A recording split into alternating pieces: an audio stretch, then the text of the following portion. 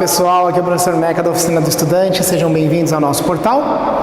Hoje nós vamos falar de empuxo. Então, dentro do assunto fluidostática, nós vamos falar sobre empuxo. Vamos considerar o fluido em equilíbrio, nós não vamos considerar um referencial acelerado. Eu poderia pegar o recipiente e acelerar, mas nós estamos considerando agora o fluido em equilíbrio estático, ok? Então vamos lá, vamos falar sobre a força de empuxo. O empuxo é uma força vertical dirigida para cima, equivalente ao peso do fluido deslocado. Então o que acontece? Quando você tem um fluido é tudo aquilo que pode fluir, tá? Não necessariamente é líquido, as pessoas falam muito de empuxo em líquidos. Não precisa ser líquido, pode ser qualquer coisa fluida. O ar, existe o empuxo do ar, tá? Então, fluido.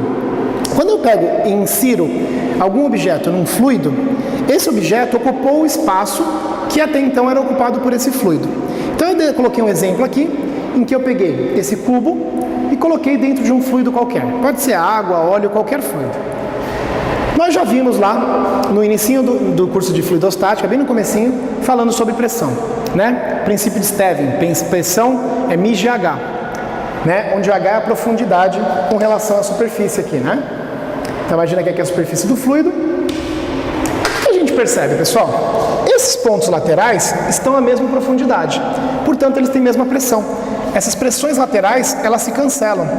Note que eu coloquei um vetorzinho aqui indicando, né? E cada vez maior. Por quê? Vocês sabem que quanto mais profundo eu tiver, maior a pressão. E aí você percebe o quê? Que a pressão aqui embaixo desse bloco é maior do que a pressão em cima. A pressão embaixo é maior que a pressão em cima. Como a pressão de baixo é maior do que a pressão de cima, vai surgir uma força vertical para cima de nome empuxo. Essa diferença entre as pressões vai gerar esse empuxo aí. Não esqueçam de marcar a força peso. Então, esse corpo também tem a força peso. Ok? Bom, eu fiz de dois jeitos aqui, né? Um jeito um pouquinho mais complicado e um jeito mais simples de você calcular o empuxo. No final, pessoal, o que importa é como calculá-lo, tá? Mas eu mostrei as formas de chegar nesse valor. Como há essa diferença de pressão, eu coloquei aqui, ó, P2 menos P1, que é a diferença entre essas pressões, é μgh. Esse H é a diferença entre as profundidades. Quando você pega essa profundidade maior, essa profundidade menor, isso aqui é o nosso H. Tá certo? Esse é o princípio de Stevin. A diferença entre as pressões é μg, a diferença entre as alturas. O que eu fiz, turma? Multipliquei os dois lados por área. Já vou entender porque a gente multiplicou por área. Vamos lembrar uma equação? Pressão é força sobre área. Então, força é pressão vezes área. Como aqui eu já tinha pressão, se eu multiplicar por área, eu tenho a força. E essa força, o nome dela é empuxo. Então, pressão vezes área é o empuxo, é essa força. Olha que interessante isso aqui. Área vezes a profundidade seria esse H vezes essa área aqui, ó, dá o volume, né? Área vezes a altura é o volume. Então fica μg volume. Então é assim que a gente calcula o empuxo. μgv. Mi é a massa específica do fluido. G, aceleração da gravidade.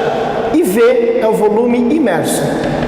É só o volume que está submerso, tá bom? Claro que no exemplo eu fiz o desenho com o volume inteiro imerso, mas se ele tivesse metade, 20% imerso, a demonstração seria a mesma, tá? Porque aqui entraria o volume imerso e não o volume do corpo, tá? Como a gente vai considerar o fluido incompressível, né? O fluido incompressível, não consigo comprimir o fluido, a gente vai considerar a densidade e a massa específica como sinônimos. Lembrando, massa específica é para substância, densidade é para corpos. Mas como o fluido é incompressível, né? E composto do mesmo material, a gente pode considerar a massa específica e a densidade como sinônimos. Então, onde está a massa específica? Pois densidade, só trouxe o volume imerso para cá e a gravidade. Por que eu fiz desse jeito? Porque aqui lembra aquela música do Martinho da Vila. É devagar, é DVG, é DVG. Não esqueça, densidade do fluido, volume imerso e gravidade. Ok? Outro jeito de você demonstrar essa equação de um jeito mais rápido. Já que o empuxo equivale ao peso que eu desloquei, ao peso do fluido que eu desloquei, olha o que eu escrevi aqui. O empuxo é o peso do fluido deslocado. Então, o empuxo é Peso é massa vezes a gravidade. Só que como é o peso do fluido, é a massa do fluido. Lembrando que densidade é massa sobre volume, densidade é massa sobre volume, massa é densidade vezes volume.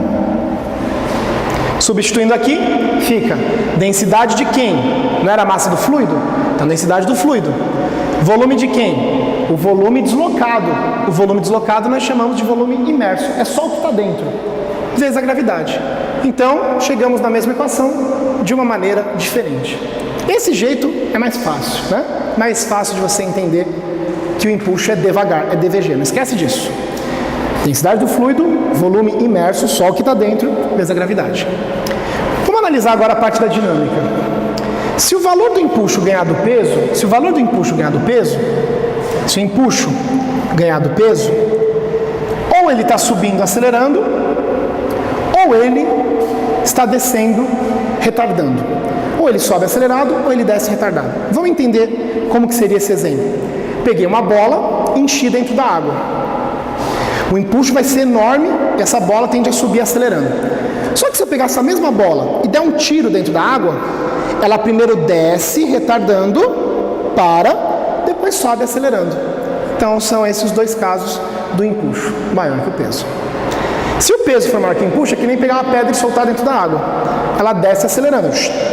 Só que se eu pegar essa mesma pedra embaixo da água e jogar para cima, ela sobe retardando, desce acelerando. E se o empuxo for igual ao peso? Aí você tem uma situação de equilíbrio. Ou ele está em repouso, tá? Não necessariamente, turma, ele está boiando. Ele pode estar em equilíbrio inteiro submerso, tá? Ou ele pode estar uma parte fora, uma parte dentro. Ou ele pode estar com um movimento retilíneo uniforme, já que a aceleração é zero. Né? Empuxo igual ao peso é aceleração zero. E a aceleração zero ou é repouso ou é movimento retilíneo uniforme, ok? Daqui a pouquinho nós vamos ver um exemplo numérico. Vamos lá então, pessoal, para os nossos exemplos. O primeiro exemplo que eu peguei aqui para vocês é um corpo em equilíbrio. Ou, se preferir, o corpo boiando, como mostra a nossa figura. Primeiro passo, você vai colocar as forças que atuam nesse corpo. Força-peso para baixo, força que o planeta puxa o corpo para baixo, e a força de empuxo, como eu já falei para vocês, força de empuxo aí. Bom, turma, se eles estão em equilíbrio, essas forças têm que ter módulos iguais. Cuidado para não falar que essas forças são iguais. O peso está para baixo e o empuxo está para cima. Se você quiser ser bem criterioso, você coloca assim no vestibular, ó. Empuxo mais peso igual a zero. Se você quiser fazer uma coisa mais simples, mais fácil, você coloca o quê? Direto. Empuxo igual a peso.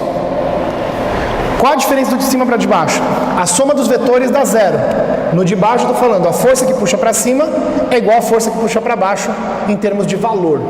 Ok? Bom, já aprendemos a calcular o empuxo é devagar. Então é a densidade do fluido, o volume imerso vezes a gravidade, e peso vocês sabem que é a massa vezes a gravidade. Como é o peso do corpo, é a massa do corpo vezes a gravidade.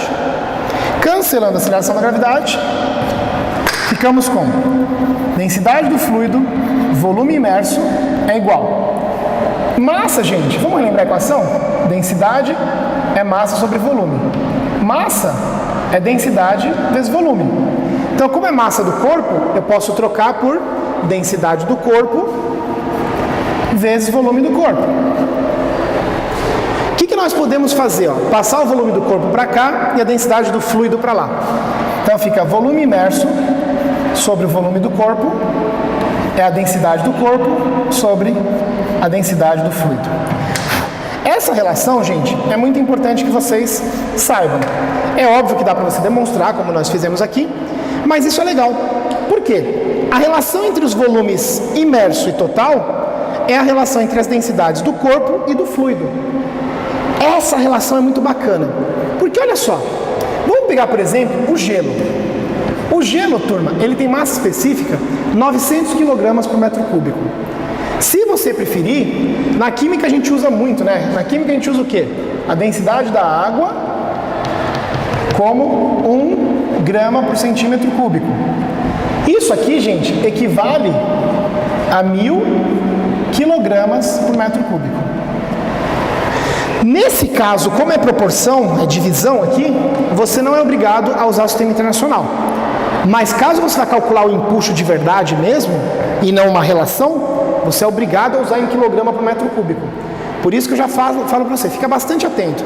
Falou em empuxo, não usa mais grama por centímetro cúbico, usa quilograma por metro cúbico, ok? Então quando a gente pega um gelo que é colocado dentro da água, olha o que vai acontecer.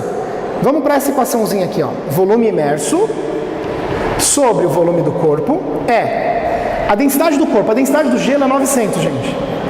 900. A densidade do fluido, o gelo estaria imerso na água, que é 1000. Se você cancelar aqui, ó, fica 90%. Então, vou colocar aqui no cantinho, ó. Volume imerso por volume do corpo é 90%. Multiplicando para lá, o volume imerso é 90% do volume do corpo. E isso é muito bacana. Isso faz com que a gente entenda por que o iceberg tem 90% do seu volume dentro da água e só aparece 10% para fora. Por quê? Como a densidade do iceberg é 900 e a densidade da água é 1000, essa relação permite você notar que 90% fica dentro e 10% fica fora. Cuidado quando ele fala volume imerso é dentro, volume emerso é fora. Às vezes o enunciado sacaneia.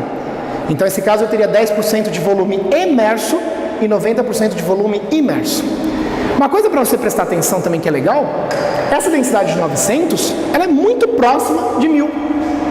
Por isso que a maior parte ficou dentro, 90% ficou dentro.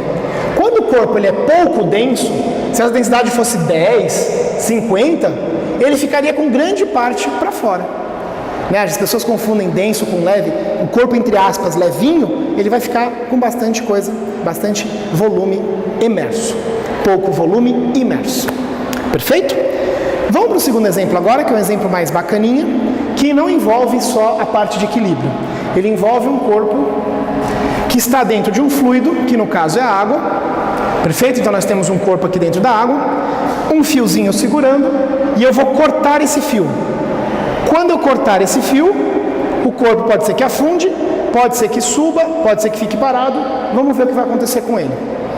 Coloquei aqui uma distância de 15 metros entre a superfície do corpo aqui e a superfície da água, tá certo? Vamos ver o que acontece. Passo a passo. Primeiro vamos entender o que acontece. Densidade da água vale 1000, do corpo 500 e o volume do corpo 1 metro cúbico. Primeiro passo, gente. Se eu tenho o volume do corpo e a densidade do corpo, eu posso achar a massa. Então vamos lá. Densidade é massa sobre volume. 500 é igual a massa sobre o volume é 1 metro cúbico. Portanto, a massa dá 500 quilogramas. Essa é a massa do corpo, ok? 500 quilogramas.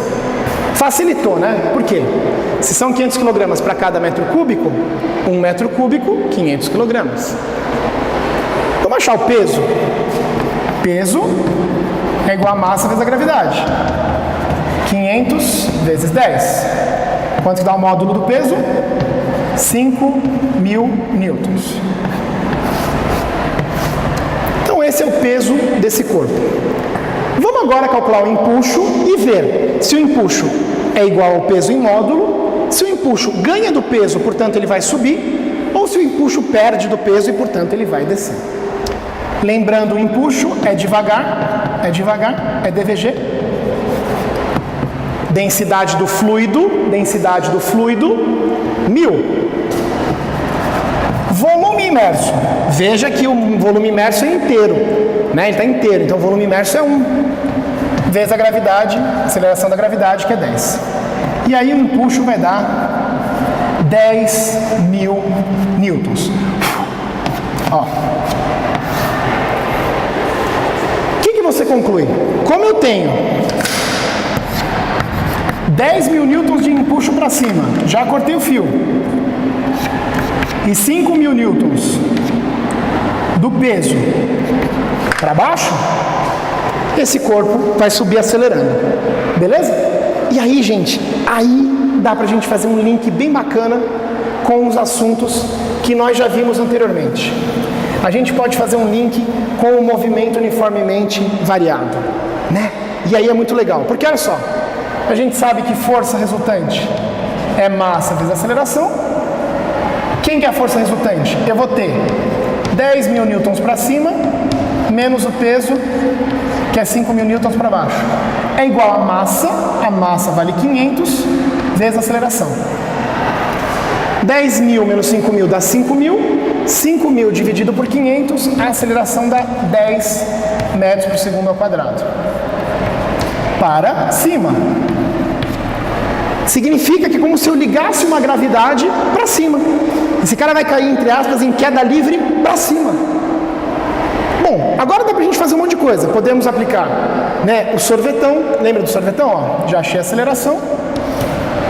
S igual a S0 mais V0t mais AT quadrado sobre 2. O espaço que ele percorreu vai ser 15, para ele chegar até aqui. Espaço inicial, podemos considerar aqui 0, aqui 15 é o final. Velocidade inicial, ele cortei o fio, então a velocidade inicial era 0. A aceleração é 10 t quadrado sobre 2. E aí, gente, vai ficar o quê? Ó? 15 é igual a 5t quadrado. T quadrado igual a 3. Portanto, t igual a raiz de 3 segundos. Esse é o tempo que esse corpo demora para sair daqui e chegar até lá em cima. Ele poderia também perguntar para a gente qual velocidade que ele atinge, né, aquela extremidade. E aí você poderia aplicar a função horária da velocidade. V igual a V0 mais AT. V igual a 0, partiu do repouso, a aceleração é 10 e o tempo é raiz de 3. Portanto, a velocidade seria 10 raiz de 3 metros por segundo. Beleza? Então isso aqui é bacana. Quando você calculou o empuxo e calculou o peso, você pode fazer o princípio fundamental da dinâmica, que é a força resultante é massa vezes aceleração. Achando a aceleração, você pode aplicar um sorvetão, pode aplicar um vovô ateu, e aí você acha a velocidade, o tempo e o que for solicitado no enunciado. Valeu, gente. Forte abraço. Tchau, tchau.